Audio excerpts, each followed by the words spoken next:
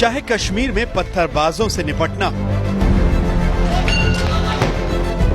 या फिर आतंकवादियों को उनके ठिकानों में घुसकर मारना, आतंकवाद को ऑल आउट करने के लिए कश्मीर घाटी में उतरने वाली है रोबो आर्मी।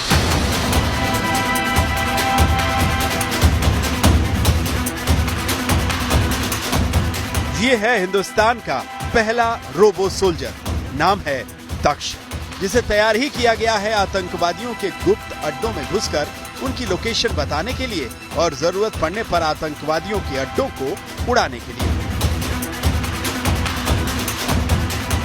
ऐसे एक नहीं, दो नहीं, पूरे 544 रोबोट सोल्जर्स का दस्ता सेना में शामिल होने के लिए तैयार है। रक्षा मंत्रालय से मंजूरी मिलने के बाद जल्द ही इन रोबो सोल्जर्स की सेना में भर्ती शुरू हो जाएगी।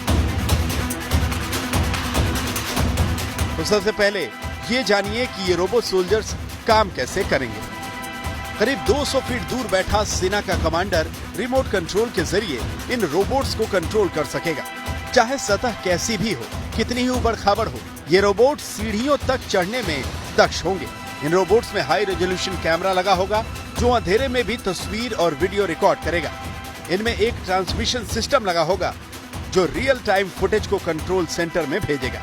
इसके अलावा इनमें एक लॉन्चिंग सिस्टम होगा, यानी ये रोबोट्स ऐसे होंगे जो आर्टिफिशियल इंटेलिजेंस के जरिए अपने काम को अंजाम देंगे। भविष्य में युद्धों में ये रोबोट्स गेम चेंजर साबित होंगे। इसका ऐलान सेना पहले ही कर चुकी है।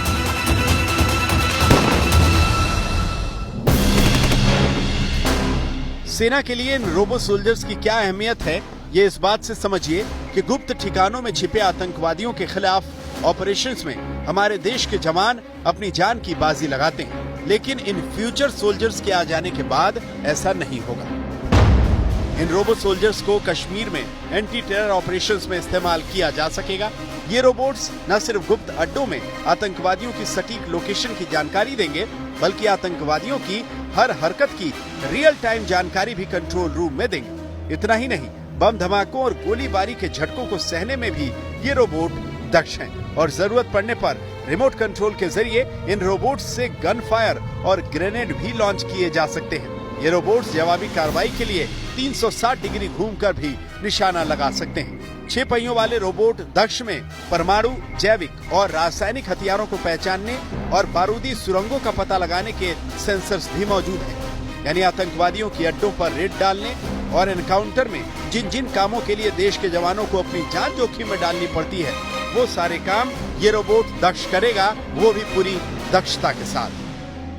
एंटी टेररिस्ट ऑपरेशंस में जो खास तौर पे जो फायदा रोबोटिक्स का आता है वो ये है कि सर्वेलेंस, टारगेट के ऊपर हावी होना या actually getting to the target और उसके ऊपर कार्रवाई करना और उसके बाद पोस्ट स्ट्राइक असेसमेंट करना। कभी कभी जब आप लाइन ऑफ कंट्रोल के पार भी शायद करते हैं, तो इसमें क्या होता है कि कैजुअल्टीज आपकी ज्यादा होने का अंदेशा होता है।